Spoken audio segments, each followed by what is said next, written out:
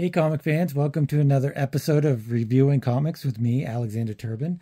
This week we're doing Bernie Wrightsons, Master of the Macabre. But before we get into that, I'd like to show you some of the comics that help support this channel if you guys are into it. Random Access, I produce a 12-page, full-size, full-color comic every month. I also have a lot of guest artists doing covers and backups and pinups and back covers and stuff like that. If you go to patreon.com/Alexander Turbin, you can check these out for $2 a month. And you can also go to alexanderturbin.com, and these are listed on my website.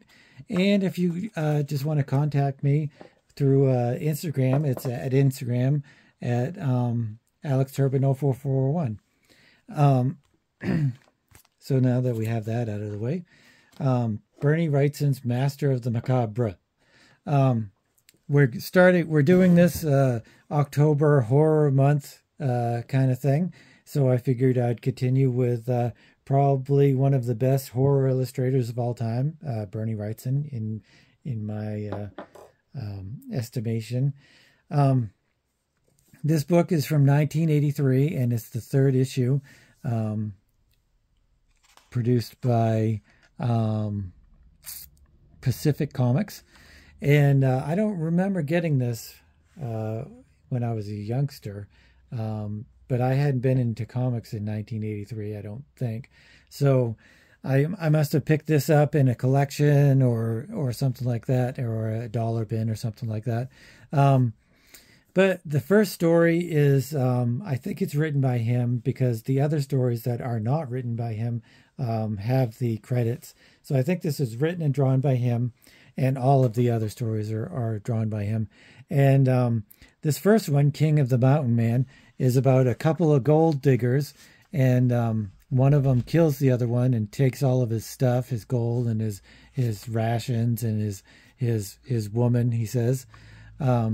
His Native American woman slave, I guess.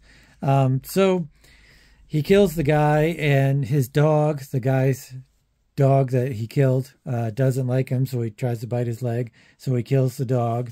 But then he's like, we're going to have to go hunting for our food. So he tries to go hunting using his rifle from his dead friend. And he can't kill anything, I guess. It runs away. So he destroys the rifle. So then he's like, well, I'm going to drink the booze that my old partner had. And each bottle tastes sour, I guess. So he's like, oh, I'm going to just go into the city and put bring him the gold dust and have him convert it into money. So he talks to the guy that does that. Only the guy's like, hey, this isn't worth it, hardly anything. So he gets his butt kicked out of the saloon or wherever it was. And then finally he's like, I'm going to take this woman. I'm going to have sex with this woman.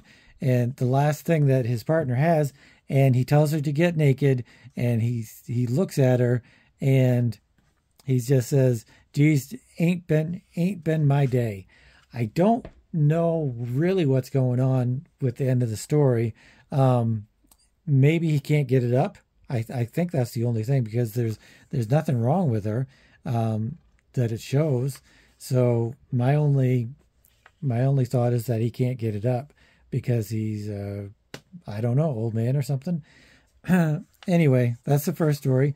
The second story is I think that Bernie Wrightson really loved who was the guy that did Martian and Tarzan. Anyway, he really liked that. So I think this is what the heck's his name? Something from Mars. Because it's a kind of a male, and he's an astronaut, and he goes to Mars. And this is all a poem that he puts into graphic novel format. And the pictures, the panels, all go along with what the poem says for each verse. And the main character, goes along and he sees these savages, and they've captured a creature, and one of the creature escapes, and the man shoots it. And at the beginning, he's saying he only has so much air, but because I don't know whether he crashed or he just landed and he doesn't have enough air. So then he goes through all this stuff with the tribes people and then the creature, and then he tries to have sex with the girl, and finally they're going to have sex, and he runs out of air. So maybe it's like just a running theme for the two stories where you're trying to have sex, but then something comes between you and having sex. This third storyline, oh yeah, it was written by Nicola Cuddy. Sorry if I get that wrong. This is, I could tell right from the beginning that it was Nemo in Slumberland, kind of, instead of a dream, it's a nightmare. And it's this kid, and he's talking to his mother, and he keeps saying that when she turns the lights out, that a monster appears in front of his bed. And he keeps saying that. He keeps saying it and saying it, that there's a monster under my bed, a monster under my bed. And he keeps saying it. Eventually the dad comes in. He's like, you shut your eyes and you shut your mouth, or I'm going to kick your ass. There ain't no monsters. So then the monsters are like, well, we're just going to take him. So it's basically Nemo from Slumberland, which is, instead of a dream, is a nightmare, where the monsters come and they take the child away. So that's kind of cool. And then the last story, The Last Hunters, is you could really tell from the very beginning, and it's all prose. It's no dialogue or word balloons or anything like that. It's just kind of a short story put to comic book form.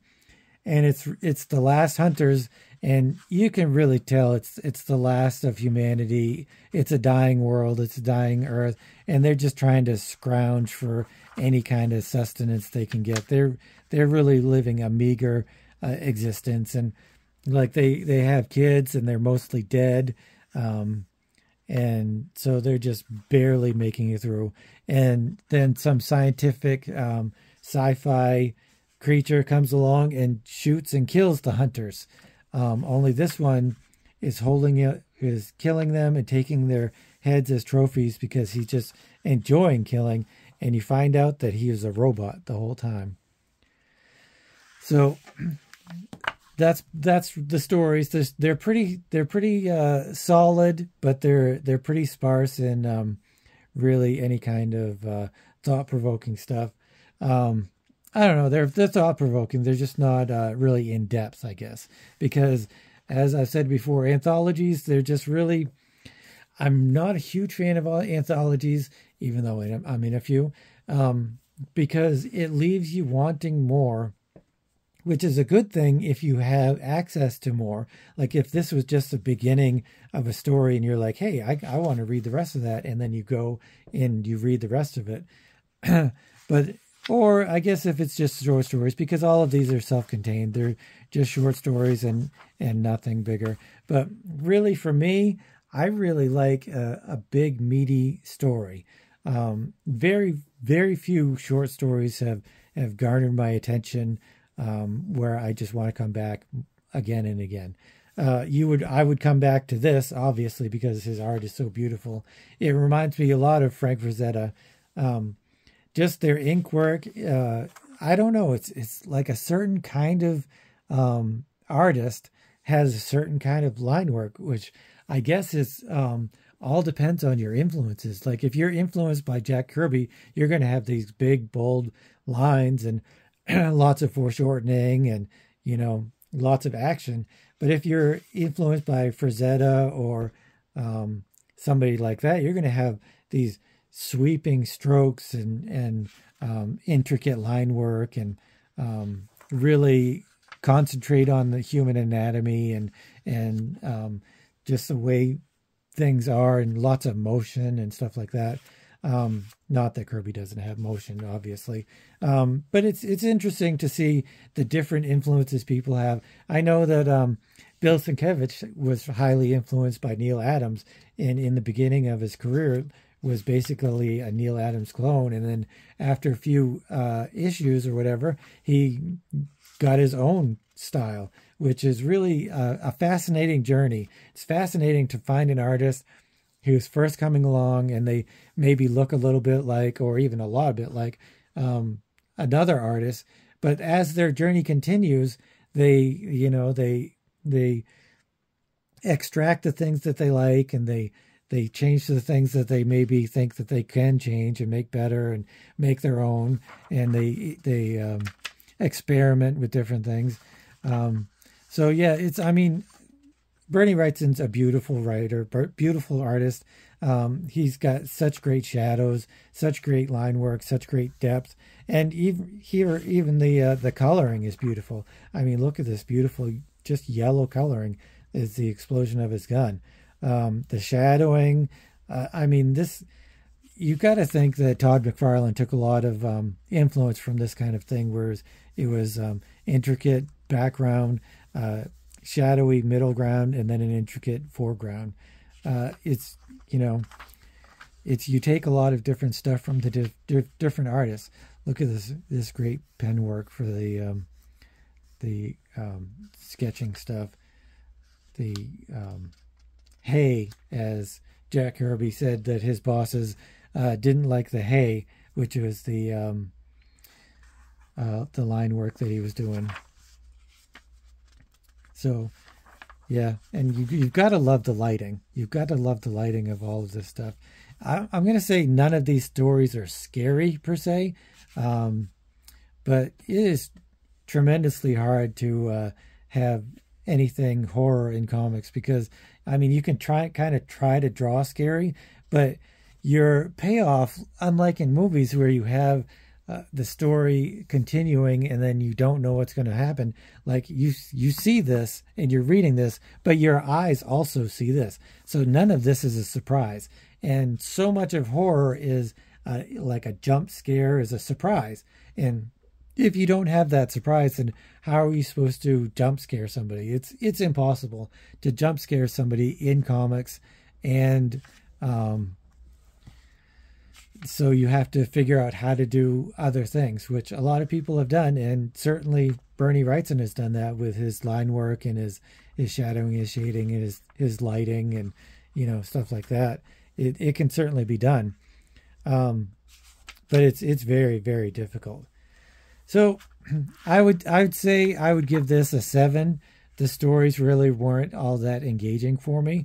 I enjoyed them, but they were nothing that I was like, oh, I'd really need to read something more like this. It was a nice experiment. This, where the panels were 4 across and they were all from a poem, and this, where it was a prelude to, I guess it was a prelude to Nemo and Slumberland, and that's kind of interesting. And the line work and the beautiful just darks and blacks and brush strokes and ink strokes, they're obviously worth getting, and it's a beautiful book. But like I said, the stories just aren't long enough and engaging enough. I guess if I was going to read an anthology, I would really like it to be book-sized, and I think they do that in Japan with the mangas. So yeah, a good 6. I definitely don't dislike it. I love Bernie Wrightson's art. But so thanks a lot for watching. And if you like this kind of content, consider subscribing and hitting the notification bell. And let me know what you thought of Bernie Wrightson, because unfortunately he passed a little while ago. And let me know where he rates on your favorite artist list. And I'll talk to you later. Thanks a lot for watching.